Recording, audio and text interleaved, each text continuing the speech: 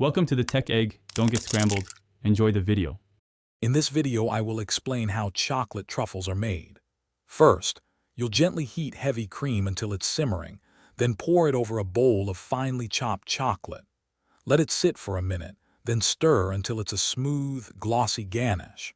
This rich base is crucial for the truffle's texture. Now, let the ganache cool completely at room temperature or in the refrigerator for at least 2 to 3 hours until it's firm enough to handle. Once your ganache is firm, it's time to shape the truffle centers. Use a small spoon or a melon baller to scoop out portions of the ganache. Gently roll each portion between your palms to form a smooth, round ball. Try to keep them roughly the same size, perhaps 1 inch in diameter, for even coating later. Place the shaped truffles on a parchment-lined baking sheet.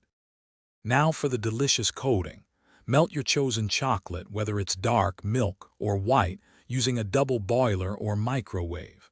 Dip each ganache ball into the melted chocolate, ensuring it's fully covered. Lift it out with a fork, letting excess drip off. Immediately roll the coated truffle in cocoa powder, chopped nuts, or sprinkles for a beautiful finish. Place them back on parchment paper to set. Finally, let your beautiful truffles set. This can take about 30 minutes at room temperature or a bit quicker in the refrigerator. Once firm, they are ready to enjoy.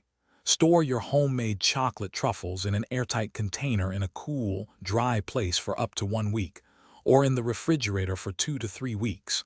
They make wonderful gifts or a delightful treat for yourself. Don't forget to check the description for the Echo Dot link and other great deals. Thanks for watching. Consider subscribing if I helped unscramble your problems.